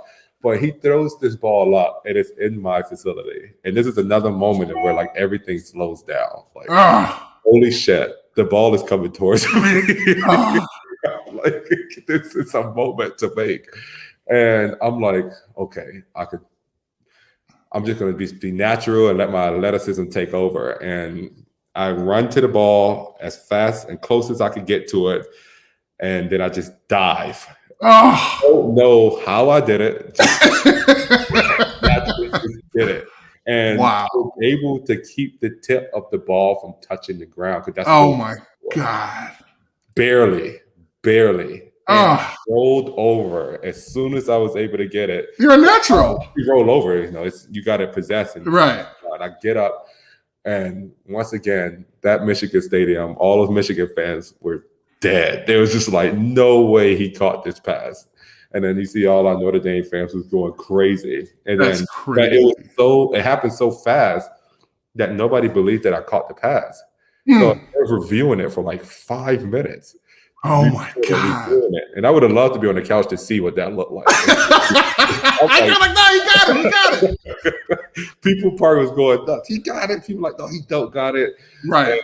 But when they came back and said, call Stan's touchdown, it went crazy. I mean, touchdown away from winning the game. It was an awesome play. Yeah, and to being able to do it in that stadium, that's a big stadium. And to be able to silence that crowd is just an amazing moment. So that was I could imagine how great that was. The football for me forever. So forever. You have a chance to do something that a lot of people have not had a chance to do, and that's get drafted.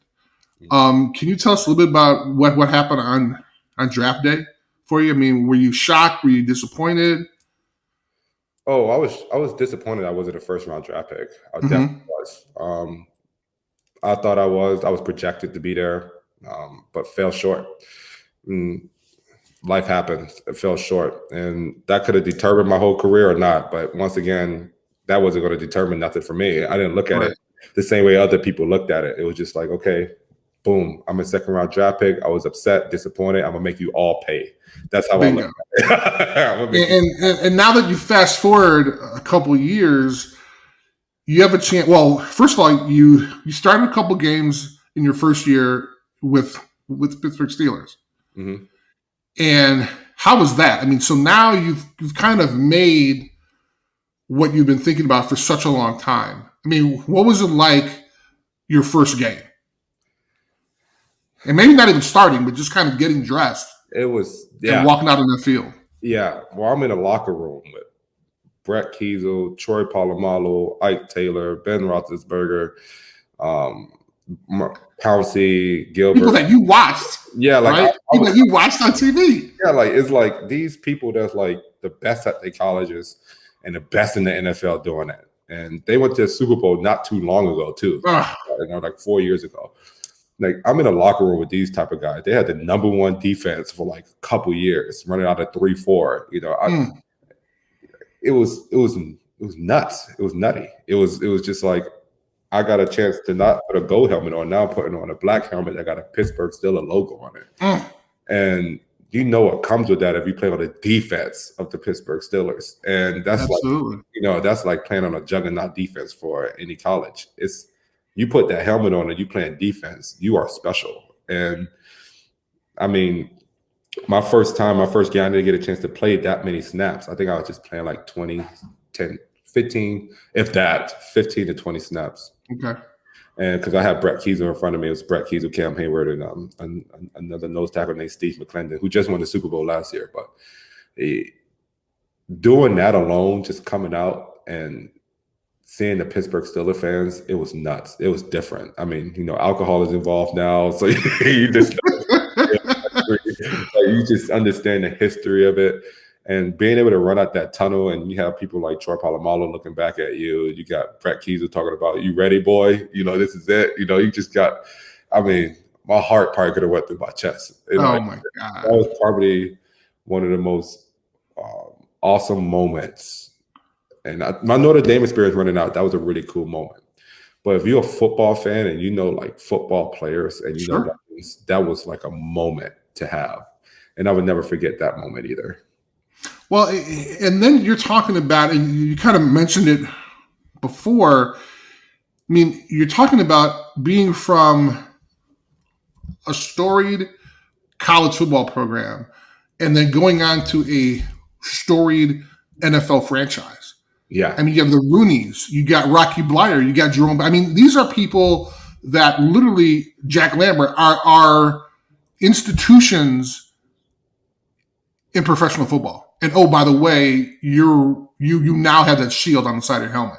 Yeah. I mean, this is just an amazing, amazing opportunity, I'm sure, for you. Oh, it was. Rocky Bleier is the one that called my name out. He did? Yeah, he called my name out. And so I played with his son. His son was my teammate. Wow. So I just thought that was nuts. I was like, wow, I didn't know that. That's crazy. So that was a cool opportunity in itself already from the beginning. And like you said, as I also learned the history of, more teams and football and players, all this information is still going. And it's just like the highest of information that's just getting pounded into my head. That you said many other players don't get a chance to experience. So I'm having all this information from a high school level to a top 5 program in the college football level, a top 5 team in the NFL level. And my head been, since I started playing football, and even to this day, it's been pounded with information of just great football and just being around great players and great individuals. And I'm really I think, Chris, when I say this, I am truly blessed because I've been surrounded by great people. And not a lot of players could probably say that. I've been surrounded by great people on and off the field because both organizations for Notre Dame and Pittsburgh are like family oriented. They, the Rooneys are a great family, great ownership from them. I used to rehab with Mr. Rooney before he passed away. I did during some of my injury time. He always came in every single day with a suit on and walked the hallway every single day. You just like, that's what I was around. And also at Notre Dame, the history, the families that you meet there, the livelihood and the religion that comes with that. So I was truly blessed from what football took me, from a kid that probably could have did a repeat cycle to now I'm able to tell other people how to save their money when they play. I saved over 80% of my checks and have investment accounts for everything that you could probably think of for retirement for me, and have 529 set up for my kids. I have things that I would never have. I could have kept going, but it's just things I could have never thought about doing at 14, 13 that I'm doing now. And I'm set up for an opportunity to have a very successful life. Well, not only that, but like you mentioned before, you're now going to break that cycle, right? Okay, so you're not only breaking that cycle, but I mean, think about this 11-mile journey that you had, right? And how it still kind of exists to this day, right? Because you're not done, right? By any means. I mean, you're just getting started, believe me. But it's kind of interesting that you're able to kind of, and through our conversation, you talked about kind of going back, right? Going back to them. Well, I knew, hey, you know what? I had to make a decision. I wanted to go back. When I was halfway, I didn't do it. Look where it got me. It's those moments, and that's why I kind of talk about this 11-mile journey, right? And you even talk about it some more. But the idea is that, I mean, you're doing something that not very many people have a chance to do, and you're doing it the right way. And one of those things I wanted to talk about was this experience that you took in 2019. And it was a missionary trip to the Honduras. And I'm going to play a little video. And then when we come back, I want to kind of get your take on that experience. Okay? We'll do.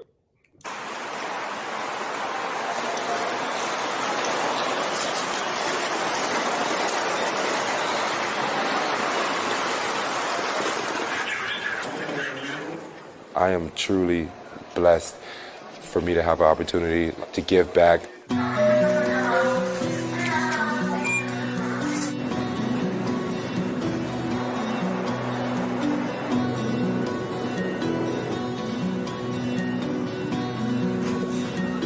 Ladies and gentlemen, it's our pleasure to welcome you to Tegucigalpa. This is the terminating point of our flights.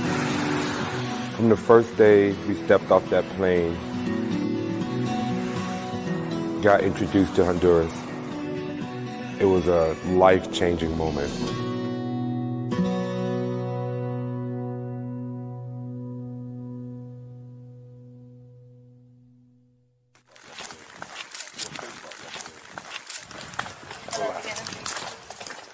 You know, just to come out here and to, lend a hand, just do my part in which I could help millions of people probably get a chance to see what great people are doing here within this country of Honduras. Johnny, tell us that everything will be okay. I've seen a lot of gruesome injuries in what I do. Football just comes with that. It's a very hard physical contact sport. And getting a chance to hear some of the stories of these patients, the ability to be strong-minded, Hondurans are.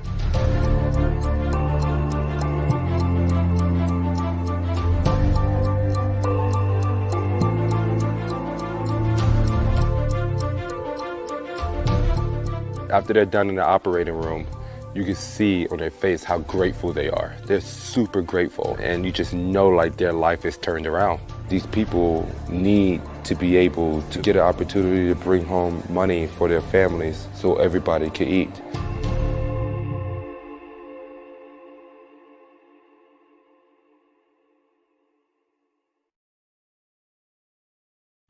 All right. Now, I've actually put a link in the description for the full video. It's like a 10-minute video. It's awesome. Stefan, please tell us kind of what that experience was like for you. Oh, Chris, that was a life-changing moment. Like I said, it was you get so used to being in an environment, right? You get accustomed to being and living a certain type of way. You start comparing yourself to that environment. When you don't realize that in our country alone, almost the worst environment is the best environment for another place. And I think a lot of people don't understand that because they don't get a chance to get outside of their environment. Right. And as a person that was able to get outside of their environment, I've always been driven to be able to see more outside of my environment, to see more environments, because I always wanted to interact with different environments to understand, almost correlate my environment getting out of it, what I've learned getting out of that environment, and what you are telling me or what you're communicating towards me about your environment. And it almost humbles you because you get a chance to understand, like, of course, every teenager, every young adult, you're self-centered. The world revolves around you. Right. But when you get a chance to get outside of your comfort zone and outside of that world and see that there are people that are living with tin can roofs over their head. These are people that still sending their kids to school, making $2, $3 a day. And that's each family member. And if a family member goes down, usually that don't mean, you're going to wait to get another job like most people do here. Right. But I mean, that family member is probably getting kicked out. They have to go. They can't get fed no more. They can't. And also poverty. What comes with poverty? The type of choices that come with poverty. So, you got, the sexual abuse, drinking, all these things that comes within that environment because they're using it as de-stressors. Right. So people that's using these, that's in this poverty level, and these kids that growing up in this poverty level are just recycling the things that they see because it's just such a norm. And the doctor that started this was Peter Daly, and he worked at a Mayo Clinic. Wow. They got a Minnesota, and he's the owner of Johnny Romano. Okay. Great individual. I loved him. I met him before when I was in college, and always wanted. He told me about his mission and what he was doing before and what he was planning to do. And fast forward, like 4 or 5 years later, I was like, "Hey, I think I could make a video for you. Probably bring some awareness to what you're doing." Wow. I've always been fascinated with the medical world. Okay. I never wanted to be a doctor, but I always been fascinated with what doctors do, and I always loved and respected what they do. And to be able to be in that room and see some of these doctors that came from all over the country of America. I mean, West Coast, East Coast, even the one that was there. I mean, they was doing amazing things for people. Like, they get paid a lot of money here to fix on people. They wasn't getting, this is just their time. They were just giving their time, which is the important thing that I learned was just time. You giving your time is like a sign of respect.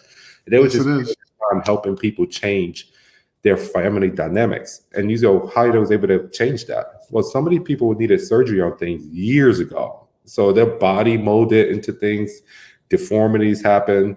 Them not being able to work caused, a ripple effect in the outcome. And like I said, these people are making, pennies to a dollar. And like I said, when one person don't make something in the household, you get kicked out because they don't want to, but it's at the same time, you got to be able to feed. You got to be able to, the goal is to survive. You got to survive. The goal is surviving. So you see why the work ethic is so high. You see why the family tradition is so beloved there. It's a unit. It's the way to be. It's the way to survive. Wow. So now, having that experience and kind of being an example, I would say, in the Pittsburgh Steelers locker room, you have a couple Notre Dame guys there, and do they kind of look to you and say, hey, how do I do this? Or have you taken them under your wing? I mean, what's that dynamic? And I know there's a rookie there currently, Chase Claypool from Notre Dame, and then also Jones as well. So kind of what's that dynamic? Well, I didn't really start getting Notre Dame players until like this past year. And I think we may be getting more as time go on. Right. Chase Claypool, stud. He just got into his little bar fight. I talk about it and there's no joke around with him. Right. I think it was a little push fest. So that's what I say. He didn't really do anything really, but he is a tremendous player. This guy is a freak of nature. I knew he was a freak of nature when he was in college. To be that big and fast and able, like, DBs can't handle you. They can't. You're just a freak of nature. You're too strong. You're just too strong. And when you compete for the ball, then your wingspan and your shoulders alone, is blocking off to be able to make some of those combat catchers. I think the sky is the limit for him. Really, really do. And Jones, he was a defensive lineman, right, Notre Dame, and then they converted him to offensive line. Right.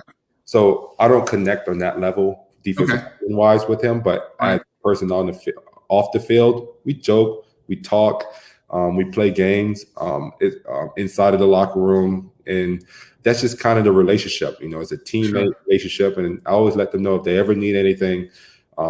call me, text me, and I'll be able to do everything for you. But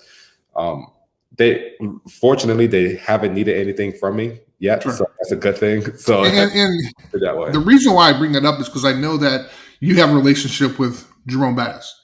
Yeah. And he's a Notre Dame guy. He's a Pittsburgh Steelers legend now, but there's an understanding, a camaraderie that you have when you have gone through what Notre Dame offers you, and then you are at a storied franchise, like the Pittsburgh Steelers. And so, can you talk a little bit about your relationship with Jerome? Jerome Bettis is a legend there. I mean, you can't walk nowhere with Jerome Bettis. I wouldn't want to walk anywhere with Jerome in Pittsburgh. He is a legend. The bus. He is a great person to talk to for off the field endeavors. He does it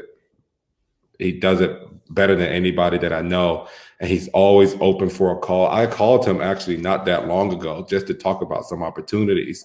And, he's always willing to answer his phone and chat with you. We chat for an hour. And we just, like I said, I don't try to bother him too much, but when I need information or need anything, I love to give him a call, and he always answers, and he's always there. And that's the beauty about being able to go to the school that we go to with some of the players that made it, like him, that got an opportunity to. That's another level, he made it to that top level that you can get into a pinnacle of football. And to have that type of guy, and for me to be like, chasing somebody like that, and for Chase Claypool to have me on the team along with an offensive player like Jerome Bettis to be chasing somebody like that, and Jerron Jones, that is a pinnacle for us to be able to be a model like. And I mean, this is what kind of person Jerome is. So I had a chance to play with him for a couple of years, and he was on the show. And it was interesting because he's now living in Atlanta. And the first time he was supposed to be on the show, there was this crazy hurricane type crazy storm. And this dude was driving around in his car trying to find a place where he can get some Wi-Fi so he can come on the show. And I'm like, Jerome, dude, don't worry about it. He's like, no, Chris, come on. I told you I'm going to be on there. Let me do it. I'm like, Jerome, it's cool. He was like, wait a minute, hold on. So he put me on hold. He went into this hotel lobby that he saw, like, the lights were on to see if he can get some Wi-Fi going. And they're like, no. I mean, it was just, he busted his butt to be on the show in like a crazy storm. Yeah. So that's the type of leadership that, and I was like, dude, we can do it next week. As long as the family's cool. He's like, no, I told you I was going to do it. I'm going to do it. But that's the type of individual that you want to follow, right? I mean, this is an individual who kind of came from some crazy circumstances, was able to do it phenomenally well, and isn't ashamed of where he came from, going back to get his degree at Notre Dame, which a lot of people don't know. And when you talk about an individual like that, having a chance to kind of go back, it's kind of rough. I mean, it's kind of hard, right? Because you've accomplished a lot of things in your life. Yeah, and all of a sudden now you got to listen to Professor? That's like, well, hold on, wait a minute. And I understand that now that's something that you're doing currently as well, right? Yes, I'm doing that currently as well, but not as a Hall of Famer and right. Super Bowl winner. A little bit more humble, but yeah, I am doing that. So we connected. When I talked to him, we connected on how we both are doing the same thing. And once again, it shows you, like I said, the type of person he is. And you can see, like, when you get a chance to talk to people like that, you can kind of move the same way. And the more you talk to people like that, like I said, being surrounded by good people, you move that type of way. And it was funny that when I talked to him and said, hey, yeah, I'm back in school, he was like, yeah, man, I'm back in school too. And I was just laughing my butt off. I was just like, my situation is totally different. I'm only a couple years out, dude. You're like in the Pro Football Hall of Fame. That is great. That's great. Okay, so just a couple more questions. One, what is it like to have a coach like Mike Tomlin? Now, I mean, here's a person who not only has the pedigree, but has done things the right way. Mm-hmm. What does being on a team with him mean to you? Mike Tomlin, I mean, is a first-class coach. I don't know how to say it any other way than that. This guy, I probably was spoiled to have a coach like him first compared to another type of head coach. Okay.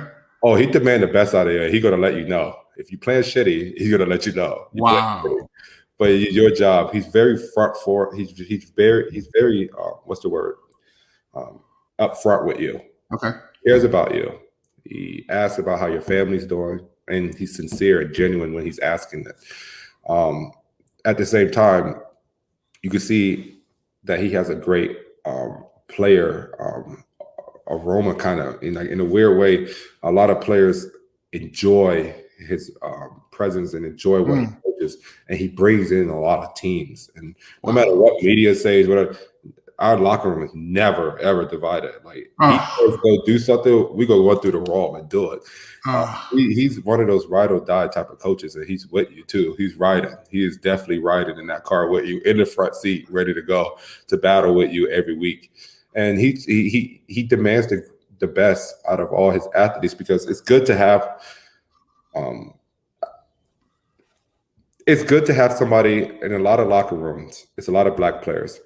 Okay. It's good to have a good example of how to be a man from a black head coach standpoint. Because there's a lot of examples, and I don't want to make it about a race thing or not, but sometimes it's good to see somebody that look like you. Absolutely. Positive. And everybody does that. Okay, it helps with confidence from within yourself, or who you see yourself being like, what you can see yourself doing. And you have somebody who paved the way, who's a Hall of Fame coach, and who won Super Bowls, who had top teams, who had top defenses. He just went 11-0. He was about to almost accomplish something that was done by the Dolphins, before the COVID thing hit, and we end up, not being able to accomplish the goals that we wanted to accomplish that season. So, we talking about somebody that's, to me, when you say special. That's great. Yeah. That is terrific. There's doing my research, I found that you enjoy cooking. And along with enjoying cooking, you've participated in kind of like a rib-off or something like that. Can you tell us a little bit about, one, kind of how you got into cooking, your love of cooking, and kind of what this rib-off is about? Well, I always loved the food my grandmother made. And being from the islands, we have oxtail, sawfish, rice, peas. Wow. That's the type of food that I grew up eating. We always love flavor. Flavor is everything. Okay. When you eat around, you realize there's not a lot of flavor. Very true. Very true. So, but then especially coming from the background that you came from, right? Yeah. Where instantly as a kid, you're eating oxtail. I mean, your palate is already different. Yeah. As a little kid. Yeah, it is. It is shaped and molded by that. And also, my mother, she was a good cook. She made some good food too. She did. She made some good beef rib tips. I'll never forget that. The gravy with the rice, I used to kill that. But having that opportunity, I think it started with, sometimes I did have to make something. I think it started off with eggs and rice for my brothers when I was cooking stuff for them sometimes. Okay. And it was a lot of times, but the times that I did cook for them, I think it started off with eggs and rice and the box macaroni. And I was like, I thought I was doing something. I thought I was like, man, this is pretty cool. I'm on the stove. And then it just went on from there. It went on from going to college to having an opportunity to eat ribs and, eat all these different type of foods. And then I was like, man, I would like to see if I could make these type of foods. So when nobody, I don't think a lot of people say this, but when you eat at Notre Dame, it's almost the best way you eat in your whole time. You eat 5-star food every night before the bed. So to me, as a person who loves to eat, I was like, oh, this is great. You got a fork and a knife and you go ham on so many different foods. And when I had all those flavors introduced to me, I just was like, man, as a time when I had off time, I had a lot of friends that had home. So I try to go and say hey, I want to make these ribs, and I made over 100 ribs before I perfected my recipe for the ribs. Wow! And it just became something I just gradually did until a point where it became an obsession, and then to a point where it became a love and passion of mine. So now, through that passion, through this excitement of ribs, you have a challenger, or did you challenge the first time? How did that work out? We're talking about the Romano family. Yeah, so of course, we're just talking, and the next minute, the talking turned into smack talk, and then we're going to have a competition, and it's a competition, and then next minute, we have like almost 500 people sitting outside waiting for my ribs. And the people that was involved in it was Mr. Romano, Johnny's dad, me, myself, Johnny's uncle, and the chef for Cheesecake Factory. Yeah. We have this big thing going on. I mean, we got the chef of cheesecake. I guess the Midwest have Cheesecake Factory. They don't have a lot of chefs. They have like chefs are in certain locations. Right. The menu. Right. So he was like, I guess the chef of like the Midwest, I guess, of Cheesecake Factory. Really cool guy. He made his barbecue out of this beer, which is really good. I still don't think it was better than mine. Judge. It was a very close second to me to his. Okay. But having somebody like that was on the squad, and and Mr. Romano and his cousin and me, it was just like a family thing that ended up being like a thing to be able to bring people together. And that's what I love about cooking, because cooking, it brings people together. And they always love the reason I enjoy football was to be a part of something. Right. And for me, to being a part of something and doing something that I like to do is eat. Cooking was one way of me being able to connect with people on that level. And now that I got of age to drink wine, now that's also involved. So that's terrific. So throughout that, you've had this great life, great family. I see you're a dog lover as well. I love that. What would you say when people talk about mentors? I mean, what was the most? I'm sorry. What was the advice that you think that you've been able to follow the most from one of your mentors? So I say I have a series of mentors since I started, and that's the beauty about why I love football. Football helped. Like I said, I'm very blessed and truly blessed to have had good people around me. And football taught me that most important, faith is important, family is important. And as I got a chance to be able to be on a higher level and meet more people, I had a lot of good, solid people that was around me that said taking care of your money is important.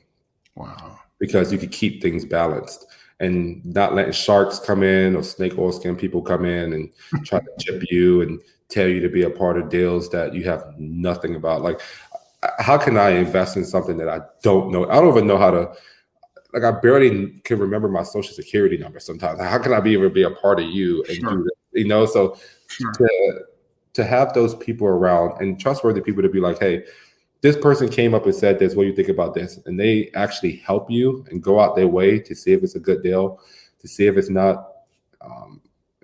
Having those type of people helped me become the person that I was today. And the reason why I was able, like I said, to make sure that, understand that, hey, having things set up for your kids to go to school early, having things set up for you to retire, having things set up from a passive income standpoint, and just being patient. Don't rush. There's no need with what I have to ever feel like I need to rush and do something, because I have nothing but time on my side. So the ability to save and put things away and put it in a manner that you're able to be taken care of, your family's taken care of, you have a roof over your head, and you have cars to drive. That's all you need to worry about right now. And then when the time comes for you to worry about other things, with me growing in the industry that I'm growing and talking to you, talking to the people that I talk to, I feed off of your brain, and opportunities come then because you meet good people. And the more people I realized I started meeting was in the pathway of other good people telling me about other good people. And that's what I caught on to. And once I caught on to that, good opportunities came with that. And that's what I've been doing. Well, one of those good people that he's been good to me, he's been good to the University of Notre Dame, is Tom Mendoza. Mm-hmm. And this is an individual who the business school was named after, and I had him on the show. Mm-hmm. And he has a really interesting background, really kind of rough. Went to Notre Dame on what was then a wrestling scholarship. That didn't work. He's had an interesting background himself, but I think what makes him unique is that he's able to kind of be a mentor, be a friend to the football program. Yeah. And I know you've had some interaction with him. How has he been with you? Yeah, I got a chance to go to New York and get a chance to walk around his jungle a little bit. I walked out of Central Park. I thought that was the coolest thing. How many movies you watch?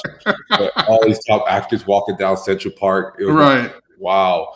Got a chance to go to his home. He invited me to his home. He opened up very private things to me. And that shows you the type of person he is.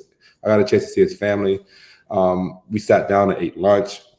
We talk on the phone, at least, I'll probably say so far right now, 3 to 4 times a year. Wow. Definitely it's getting to a point where I really get a chance to talk to him and talk about just not just life, but at the same time, like opportunities and what's going on there in the economy, because that's what he's in. He's in the business world. And the thing that he accomplished is the reason why he had the school named after him. A lot of guys would love to have opportunity to live the type of life he lives. And for me, just having an opportunity to get a chance for somebody like that to talk to me and to be able to get a chance to know someone like that, it's tremendous opportunity in itself, because you're going to become a better individual and learn more about yourself in a field that you're weak in. It's going to end up becoming a strength, knowing that that's a person's expertise. And he's willing to basically tell you everything you need to know, because he is not shy about talking. What you need to know, and he's not afraid to let you know if you're doing a bonehead decision or if you're doing a smart decision. And I respect that, because he's an upfront guy, and I really appreciate my conversations that I have with him. And it's really interesting because that he can do that, because you're in an environment right now where people do not tell you no. People, they want to be around you because of what you do. And they want to be around you, not because of necessarily who you are, but because of what your current employment is. And it's hard to kind of sift through those relationships, right? But you see someone like Tom, and I'm sure there's other ones in your life, but you see somebody like Tom, and he doesn't give a shit, and he'll tell you. He's like, dude, that was like you said, right? Oh, dude, that was a bonehead move, whatever. But the idea that you have someone like that you can go to, right? If you have a question or if you're unsure about something, that's really great. And the exciting thing that I like is that, and I'm sure other schools have it, but it's kind of, he understands what Notre Dame's about. Yeah. And being able to kind of have those conversations with him really kind of embodies you to the type of people that the university produces. So that's great. As I was doing my research, and I'm going to let you go because you've been absolutely phenomenal. Tell me this thing in training camp, you have to have a vanilla scented candle. A what? A vanilla scented candle? Oh. Okay, come on now. I mean, what are you? 320 pounds? What? 6? I mean, come on, man. A candle? You need your candle for training camp? I am a candle fanatic. Oh my God. Okay, you know I'm going to edit this part out, right? I mean, the whole conversation has been great, and now you're like, I am a candle fanatic. Okay, how did that start, and what flavors, please? Well, I always had a sensitive nose. Oh my God. Oh Lord. Okay. You are a defensive lineman, right? Yeah. Are you sure you're a defensive lineman? Yeah, I am a defensive lineman. Okay. All right. I have such a sensitive nose. And no, I just, like I said, I always like peaceful smelling things. I don't know how it started. I think accidentally I probably walked in somewhere and smelled something. I was like, man, that smelled great. And after I realized probably what it was, I think I just started getting it every time I got a chance to have a room. And training camp, it's always nice when you go back into your room.